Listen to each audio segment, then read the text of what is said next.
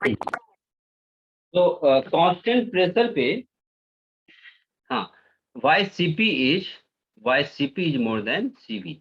Okay, इसका reason क्या है समझ लो। मैंने बताया कि अगर आप कांस्टेंट वॉल्यूम कांस्टेंट है, तो वॉल्यूम कांस्टेंट है तो वर्क इक्वल टू क्या लिखोगे, P into delta we. Volume constant, work done क्या हो जाएगा, 0। तो अगर आपके पास कोई कंटेनर है, इस कंटेनर में गैसेस फिलअप है, आप इसमें हीट सप्लाई करो डेल्टा क्यू, ठीक है। तो इस प्रोसेस में कांस्टेंट वॉल्यूम पे जो भी एनर्जी सप्लाई करोगे, इस एनर्जी का वर्क क्या होती है, this energy work as this energy is converted to increase in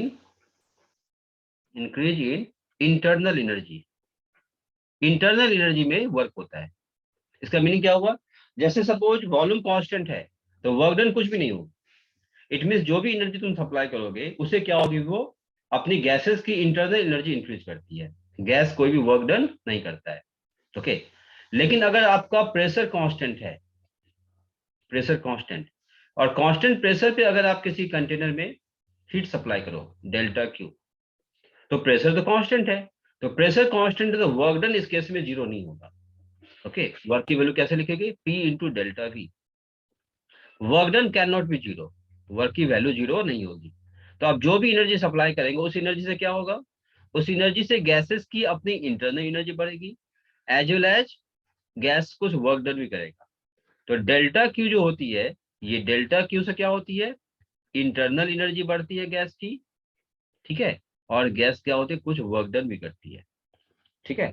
तो कांस्टेंट प्रेशर पे जो भी एनर्जी सप्लाई करोगे, ये दो पार्ट में यूज होती है। एक to increase in internal energy as as work done by the gas. Okay, and constant volume पे क्या होती है, जो भी एनर्जी सप्लाई करते हैं उस एनर्जी से क्या होती है, गैस की सिर्फ इंटरनल एनर्जी बढ़ती है, गैस कोई वर्क डन नहीं करता है। Okay, that is the reason why the CP is more than CV. Okay, तो इसको आप स्टेटमेंट में लिखोगे। अगर एग्जाम तुम्हारा सब्जेक्टिव एग्जाम होगा तो स्टेटमेंट में पूरा इसको डिस्क्रिप्शन लिखना होगा, ठीक है। अगर ऑब्जेक्टिव होगा तो ये क्वेश्चन नहीं पूछे जाते हैं। इसका रीजन लिखते हैं, when heat is given, when heat is given to a gas at constant volume, at constant volume, okay, it is only used, it is only used in increasing, in increasing internal energy, internal energy, okay, internal energy of the gas, that is in raising, in raising the temperature of the gas, the temperature of the gas, okay, and no heat is used, no heat is used, no heat is used in the expansion, in the expansion of the gas। Expansion का मतलब क्या हुआ, expansion का मतलब expansion करेगी तो volume बढ़ेगी। अगर इनिशियल वॉल्यूम यहाँ पे है, गैस एक्सपेंड करेगा तो गैस यहाँ तक आएगा, तो वॉल्यूम क्या हो जाएगी, पूरे कंटेनर की वॉल्यूम बढ़ जाएगी। ओके, तो एक्सपेंशन का मतलब वॉल्यूम चेंज नहीं होगा, no heat use in the expansion of the gases. It means change in volume क्या होती है, डेल्टा वी की वैल्यू 0 हो जाती है, वॉल्यूम चेंज नहीं होता है, एक्सपेंशन नहीं होता है गैस का। ओके, ये कब होती है, when heat is supply at constant volume. Okay, but but when heat is given, when heat is given to a gas, to a gas at constant pressure, constant pressure, it is spent, it is spent in two parts, in two parts, ठीक है। first, a part of heat energy, a part of heat is used, a part of heat is used in increasing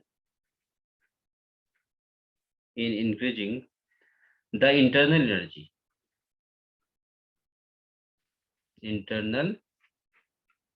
energy of gas, and hence temperature is increases. Temperature increases. This is the first part. And the second part, or we can say remaining part, or remaining amount of heat. Remaining amount ज़्यादा better होगा. Remaining amount of heat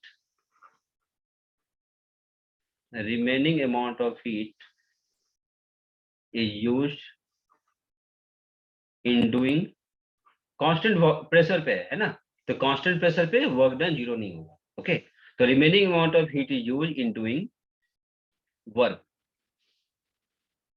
that is in the expansion of the gas,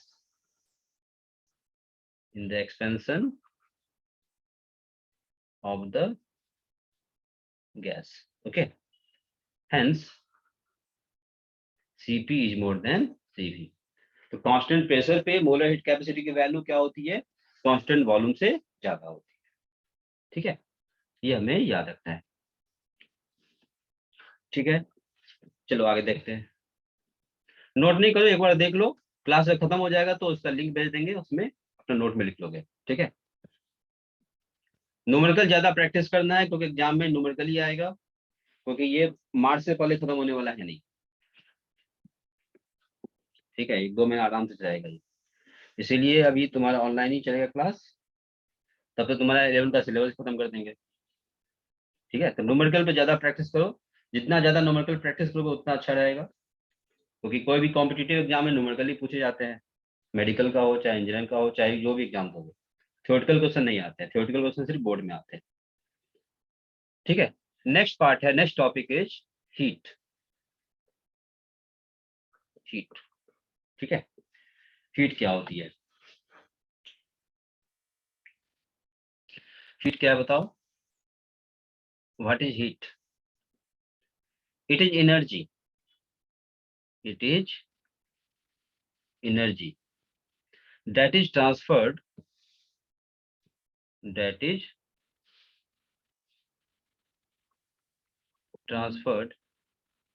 between system and surroundings, between system and surrounding. System के बारे में बताए थे starting में, है ना, और सराउंडिंग के बारे में मैंने स्टार्टिंग बताया था.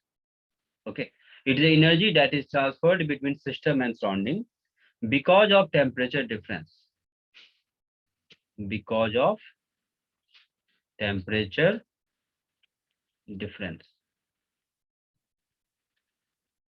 Okay, because of temperature difference. Okay, next is heat is a path dependent quantity. Heat is a path dependent quantity. Path dependent quantity.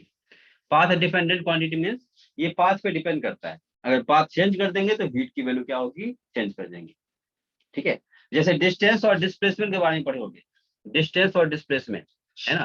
तो डिस्प्लेसमेंट क्या होती है, डिस्प्लेसमेंट पाथ पे डिपेंड नहीं करता है, ये initial position and final position of particle पे डिपेंड करती है. सिमिलरली डिस्टेंस किस पे डिपेंड करती है, पाथ पे डिपेंड करती है. अगर पाथ हम चेंज कर देंगे तो डिस्टेंस की वैल्यू क्या होगी, चेंज करेगी. सिमिलरली हीट क्या है, पाथ डिपेंडेंट है. अगर आप पाथ चेंज करेंगे तो हीट की वैल्यू क्या हो जाएगी, चेंज कर देगी. तो थर्मोडायनेमिक्स में पाथ का मतलब समथिंग डिफरेंट होता है.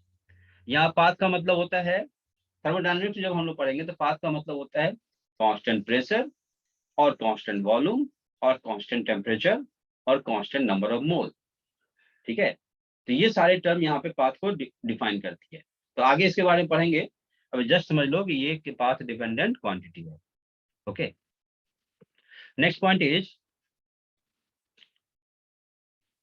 Is for solid and liquid, for solid and liquid. अगर आपके पास सॉलिड है और लिक्विड है तो हीट को कैसे रिप्रेजेंट करते हैं, मैंने बताया था कैलोरीमीटर में। हीट के लिए हम लोग ms डेल्टा थीटा यूज करेंगे, है ना। और दूसरा हीट के लिए हम लोग क्या यूज करेंगे, m इंटू एल यूज करेंगे। ms डेल्टा थीटा ये कब यूज करते हैं, जब हमारा टेम्परेचर चेंज होगा। और किसी बॉडी का टेम्परेचर चेंज होती है तब हम लोग ms डेल्टा थीटा यूज करते हैं। और ml कब यूज करेंगे, जब टेम्परेचर कांस्टेंट होता है। इट मींस जहां पे फेज चेंज होती है, ये कैलोरीमीटर में हम बता चुके हैं। जब फेज चेंज होती है तब हम लोग लेटेंट हीट यूज करते हैं, Q इक्वल टू ml। और जब टेम्परेचर चेंज होगा तब delta Q equal to ms delta theta हम लोग यूज करते हैं। ठीक है, सॉलिड और लिक्विड के लिए। लेकिन फॉर गैसेस के लिए, गैसेस के लिए हम लोग क्या यूज करेंगे, अभी जस्ट मैंने बताया delta molar heat capacity, calorimeter में बताए थे, delta Q equal to NC delta theta. Okay, ये मैंने कैलोरीमीटर में ये फॉर्मूला बताया था। बट थर्मोडायनामिक्स में अभी जस्ट मैंने बताया दो टर्म होती है, CP एंड CV।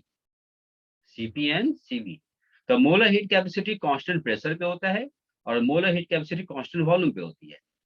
सो जो आपका गैसेस के लिए हीट आएगा, ये दो तरह से हीट आएगा, एक delta Q equal to NCP delta theta and delta Q equal to NCV delta theta. Okay, ये फॉर्मूला कब यूज करेंगे, जब आपका प्रेशर कांस्टेंट रहेगा। ठीक है, और ये फॉर्मूला कब यूज करेंगे, जब आपकी वॉल्यूम कांस्टेंट रहेगी।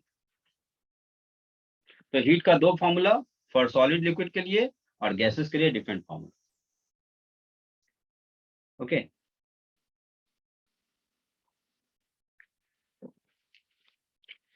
सो नेक्स्ट इज हीट निकालने का दो मेथड है। तो एक हम लोग इसको बाद में देखेंगे क्योंकि अभी थोड़ा कंफ्यूज कर जाओगे। ये हो गया तुम्हारा हीट। ओके, नेक्स्ट आते हैं हम लोग internal energy. Next is internal energy. Internal energy, ठीक है। इंटरनल एनर्जी क्या होती है, इंटरनल एनर्जी का सिंपल मतलब समझ लो, किसी बॉडी के पास जो अपनी बॉडी की जो एनर्जी होती है, that is called internal energy. जैसे तुम लोग खाना खाते हो, है ना, तो खाना खाने से क्या होती है, खाना खाने से हमारी बॉडी में एनर्जी आती है और वो एनर्जी क्या होती है, हमारे बॉडी में स्टोर होती है। ठीक है, that energy is called internal energy. तुम्हारे बॉडी के अंदर जो एनर्जी है that is called internal energy. ठीक है, और जब तुम वर्क करते हो तो एक पार्ट ऑफ एनर्जी से क्या करते हैं हम लोग, वर्क करते हैं, वर्क परफॉर्म करते हैं। वर्क करने के बाद भी तुम्हारी बॉडी में कुछ ना कुछ एनर्जी हमेशा होती है। ओके, तो बॉडी में जो स्टोर एनर्जी होती है, अपने बॉडी को परफॉर्म करने के लिए, अपने बॉडी के वर्क करने के लिए जो एनर्जी रिक्वायर्ड होती है, that energy is called internal energy. Okay, normal ऐसा समझो। लेकिन थर्मोडायनामिक्स के टर्म में हम लोग इंटरनल एनर्जी को हम लोग डिफरेंट वे में डिफाइन करेंगे।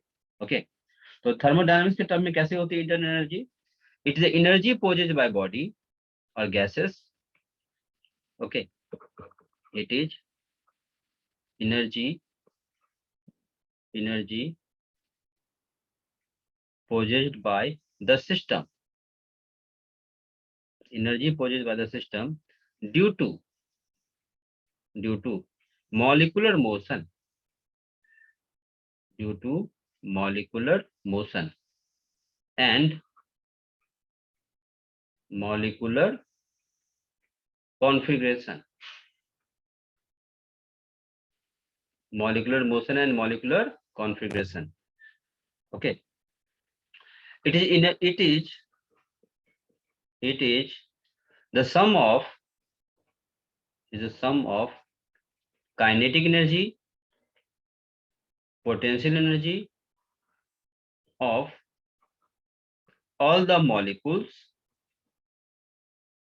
of the gas. Okay, gas के मॉलिक्यूल की जितनी सारी काइनेटिक एनर्जी है, पोटेंशियल एनर्जी है, ये सारी एनर्जी का समेशन होती है। ओके, इसको बेसिकली हम लोग इस तरह से डिफाइन कर सकते हैं। ठीक है, इसको डिफाइन करने थोड़ा बेटर वे में समझो। तो इंटरनल एनर्जी को हम लोग ऐसे लिखते हैं, इंटरनल एनर्जी। इंटरनल एनर्जी का सिंबल U है। इंटरनल एनर्जी को हम लोग U से लिखते हैं थर्मोडायनामिक्स में। ठीक है।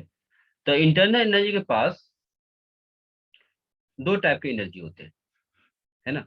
एक होती है पोटेंशियल एनर्जी,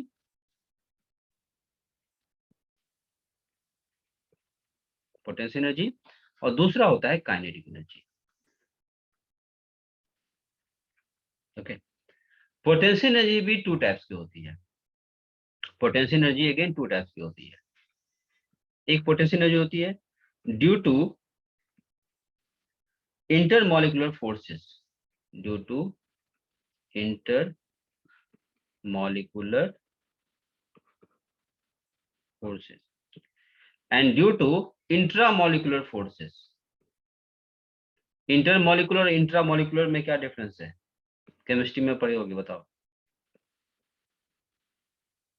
इंट्रामॉलिक्यूलर फोर्सेस और इंट्रा एटॉमिक फोर्सेस, और इंट्रा एटॉमिक फोर्सेस। ठीक है। जानते हो इंटरमॉलिक्यूलर फोर्सेस और इंट्रामॉलिक्यूलर फोर्सेस में क्या डिफरेंस है? हम्म जानते हो intermolecular force, intramolecular force, organic chemistry पढ़े होगे? नहीं पढ़े ऑर्गेनिक केमिस्ट्री?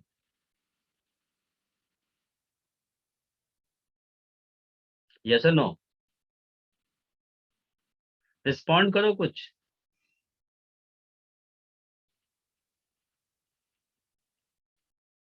क्या? Intermolecular forces and intramolecular forces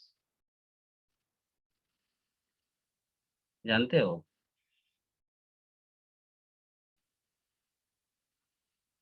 आवाज आ रही है मेरी क्या?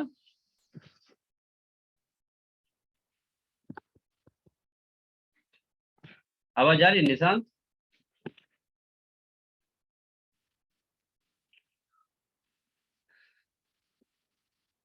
हाँ, जानते हो इंटरमॉलिक्यूलर इंट्रामॉलिक्यूलर? अरे बोला बोला करो बीच में, पता तो चलेगा हाँ तुम लोग हो।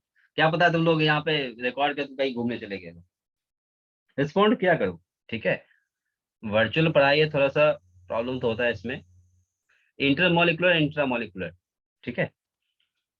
सो पोटेंशियल एनर्जी होती है due to intermolecular forces and intramolecular forces. Okay. तो याद रखेंगे, पोटेंशियल एनर्जी जो होती है बेसिकली, पोटेंशियल एनर्जी यूपी लिखते हैं। यूपी का मतलब potential energy. Okay. This is proportional to minus K times of R. R का इन्वर्सली प्रोपोर्शनल होता है potential energy. Now come to kinetic energy. तो काइनेटिक एनर्जी तो होती है गैसेस की। तो गैसेस की kinetic energy again three types के होते हैं। ठीक है। इसको फटाफट कंप्लीट करते हैं, ये एंड हो जाएगा। Translation kinetic energy, rotational kinetic energy and vibrational kinetic energy. तो गैसेस के पास थ्री टाइप्स के काइनेटिक एनर्जी होते हैं। Translation kinetic energy, rotation kinetic energy, vibration kinetic energy. Potential energy ये टू टाइप की। ये सारे एनर्जी का समेशन होता है आपका इंटरनल एनर्जी। आई बात समझ में? तो internal energy the sum of kinetic energy and potential energy. But kinetic energy भी थ्री टाइप्स के होते हैं, ट्रांसलेशन, रोटेशन और वाइब्रेशन। Translation and rotational. ठीक है। This is vibrational. और पोटेंशियल एनर्जी इंट्रामोलिकुलर फोर्सेस के बीच का एनर्जी, और इंटर मॉलिकुलर फोर्सेस के बीच का एनर्जी।